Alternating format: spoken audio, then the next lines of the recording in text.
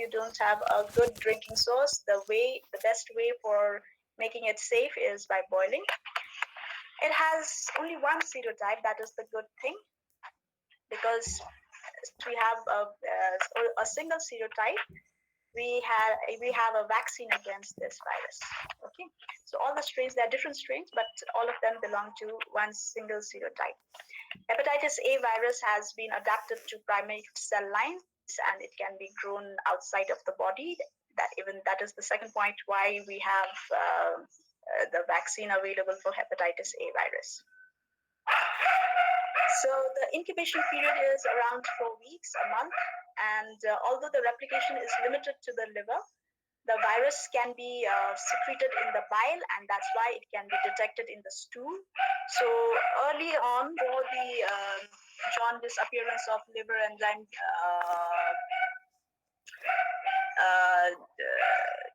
the virus can be detected in the stool, and even it can be detected in the blood as well in the late incubation period or the acute pre-icteric phase before the derangement of the liver enzymes. Viral shedding, viremia, and infectivity, all these, they decrease with the onset of jaundice. So the viremia is before the symptoms have appeared, and then it stays there for some weeks, and then the virus shedding is decreased. I've said that it can be cultivated in vitro in primate cell lines, and we harvest it from there and prepare vaccines from those viruses grown up the body. I'll be showing you where you can see the different the dynamics of the antibody response in case of hepatitis A virus. So anti-HAV IgM class of antibodies, these are detected early on during the acute illness, and it can persist for several months, around 6 months it will persist, and after that it will be in an undetectable level. It is then replaced by immunoglobulin G, the IgG class. IgG appears early on, but it can stay on for life. So IgG is the one which is the neutralizing antibody and is protective. So once infected, you are protected for life. Okay, so it is detectable indefinitely. So for the diagnosis, if you want to diagnose if someone is having a recent infection, you'll have to detect IgM. Okay, because IgG, it can be because of the current infection or because of the past infection also. So IgM will be telling you about whether the person is infected recently or not. And recovery occurs without sequelae. So most of the transmission, mostly it is via the fecal-oral. Wherever you touch something, you put it inside your mouth, you can transmit that virus from that object into the mouth. Okay, or some people have the habit of putting things lying around inside the mouth. That is one way.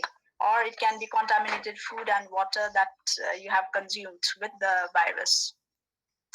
So, or it could be an outbreak of the virus in a closed, crowded area, like child or daycare centers, household contacts, or in people who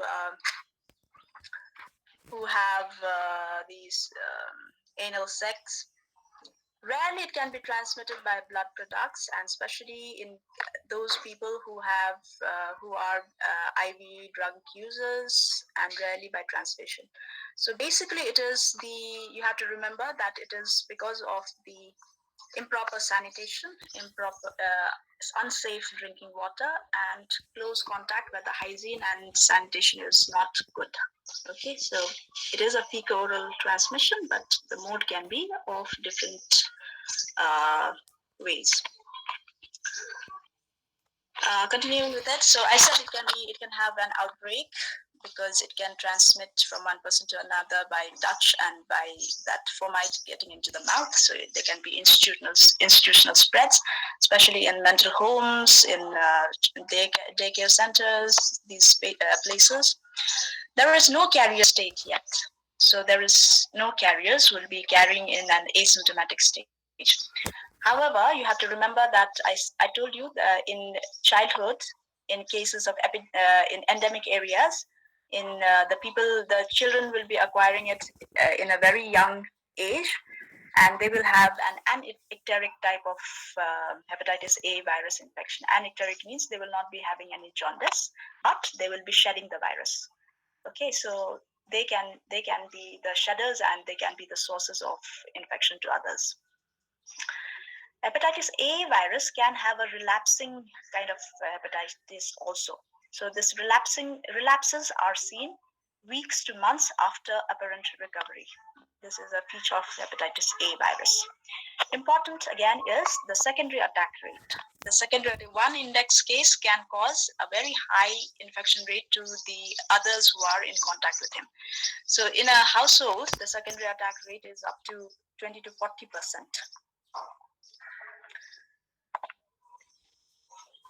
This is how it is distributed worldwide. The red zones here,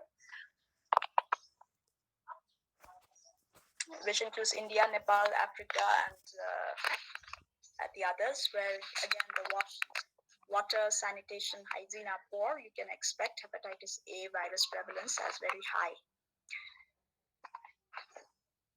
Okay, this is the graph that I was telling you about, the events or the dynamics, how it happens within the body. So at this point, the 0 week, this is in weeks, the infection has occurred and viremia has started. Okay, so as I said, viremia occurs 1 to 2 weeks before the liver enzyme. The yellow line is the liver enzymes. ALT is the liver enzyme. Before there is any derangement in the liver enzyme or before any clinical illnesses are apparent.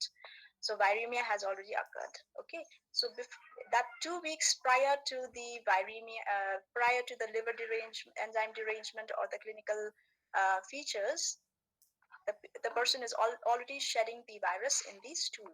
So you can detect the virus in the stool by electron microscopy, and the person is already infective as well. So this gray line here is the period where you can detect the virus in the stool. So you can see that as the virus is multiplying in the body, IgM also starts appearing in the serum, and it can be detectable after the viremia, around 2 to 3 weeks after the viremia. There is a peak in the IgM, and IgM, it stays there in the serum for around 6 months and then it disappears. IgG also starts early, but it is not detectable. So it is not as in the high titer as IgM. Later on, as IgM comes down, IgG increases and it stays on in the body. It can be detectable for life. And the ALT is the liver enzyme derangement, and it then comes down later on as it is a self-healing kind of a disease. So how do you prevent WASH? WASH, good water, hygiene, and sanitation. Plus, we also have hepatitis A vaccine, which is prepared outside the body in the primate cell line. It is inactivated by formalin, and it is applied muscular injections. We also have hepatitis A vaccine, which is alone only for hepatitis A or combined with hepatitis B also. Okay, so this is hepatitis A vaccine, which will provide active protection, active immunity, and is given pre-exposure. So for people who are coming from areas which do not have hepatitis A into areas which have endemic for hepatitis, then those are given immunoglobulins, pre and post exposure it can be given. So immunoglobulin are basically the antibodies which are pooled from different human sources, and basically immunoglobulins do not prevent infection, but they will reduce the viremia. So active protection, active immunity, that is by giving the antigen itself, that the hepatitis A vaccine is more relevant. Then we go on to lab diagnosis. For lab diagnosis, wherever the facilities are available, you can detect the viral particles by the immune electron microscopy. However, but that is not available, so we have to rely on the detection of the immunoglobulins, either IgM or IgG. As I said, IgM, it appears in the acute stage and remains for around 6 months, and IgG also appears in the acute stage, but it remains lifelong. So you have to decide on which one to detect when. So if you want to diagnose the case, you have to have IgM. If you want to look for the prevalence in the community, you look for the IgG. And treatment, there is no specific treatment. You just treat the symptoms. The symptoms, as I said, could be mild fever and nausea, vomiting. So after some time, it's a self-limiting disease. So the next one today, what we're going to deal with amongst the fecal-orally transmitted viruses is the hepatitis E virus. Hepatitis E virus, it is also known as the non-A, non-B hepatitis. You can encounter this term. It's enterically transmitted non-A, non-B virus. It's again a non-enveloped virus, and as I said, because it is non-enveloped, it is difficult to be gotten rid of, or it's difficult to kill. It's a single-stranded positive sense RNA virus. It's labile, and it belongs to the herpes virus genome. It has a single serotype, but there are 7 genotypes, not 5. There are 7 genotypes. It can be detected again in the bile and feces by immune electron microscopy. Hepatitis E virus, they are also found in animals like pigs, sheep, cattle, rodents. Okay, so they can also the animals, they can also act as the reservoir for human infection of hepatitis E virus. In hepatitis E, both IgM and IgG fall rapidly after acute infection, and you can detect the antibodies in the serum by performing the ELISA. Again, as you can expect, whenever there is compromise in the sanitation, the water, and hygiene, the countries which are resource poor, they will have a higher incidence. Clinically, the incubation period is longer than that of hepatitis A. It's around 15 to 60 days. Typical signs and symptoms the same as those of others. We cannot differentiate by clinical features. It often appears as epidemics because, as I've said, that it is by the contaminated drinking water that spreads the virus, right? So it often occurs as epidemics. It was in fact detected, it was identified in 1950s in the outbreak of hepatitis in New Delhi, when there was the contamination of drinking water with the waste, the municipality waste pipes. Okay, so there was an outbreak, almost 30,000 cases of jaundice were found, and then later they found out that it was because of hepatitis E virus. So it can occur in epidemics.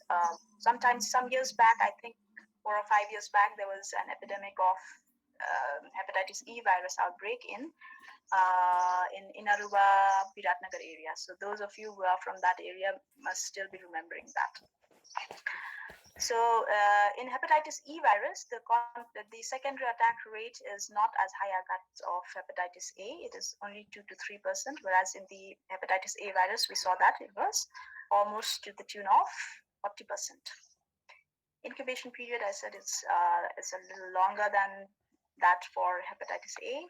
It is again mild and self-limiting, but if a pregnant lady gets a primary hepatitis E virus infection during pregnancy, then the fatality rate is high, 30% average.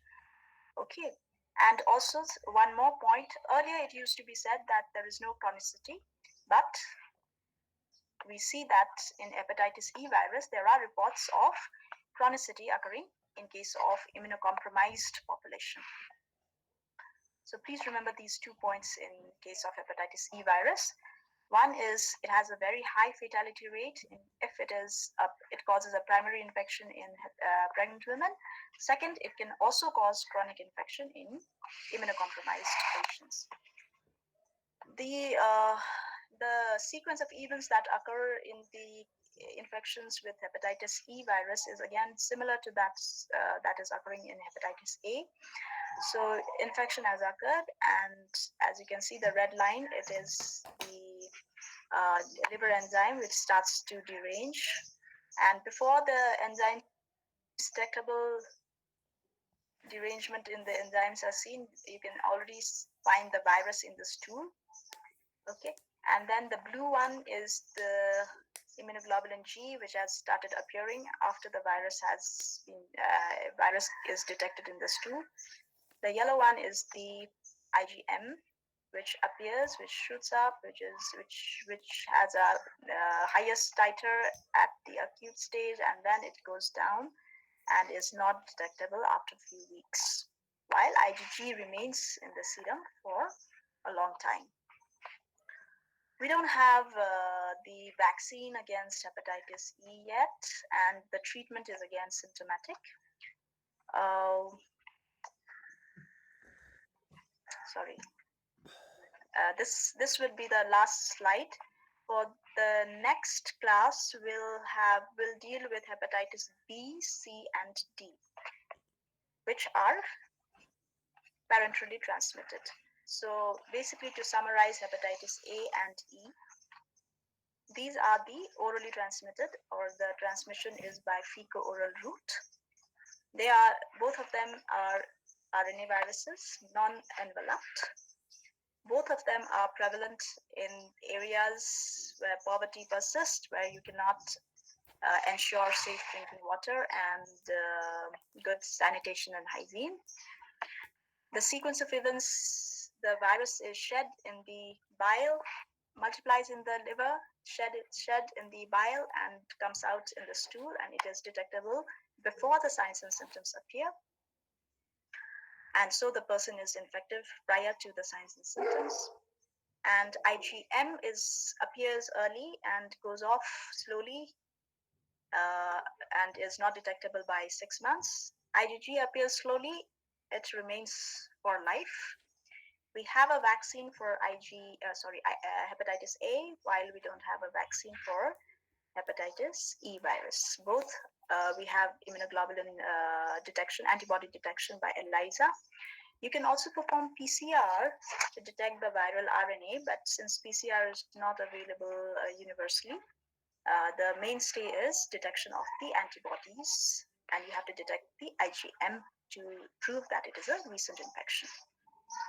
So I think I'll wind up here for today. Next, it will be easier if you go through the hepatitis B virus, because the other two will be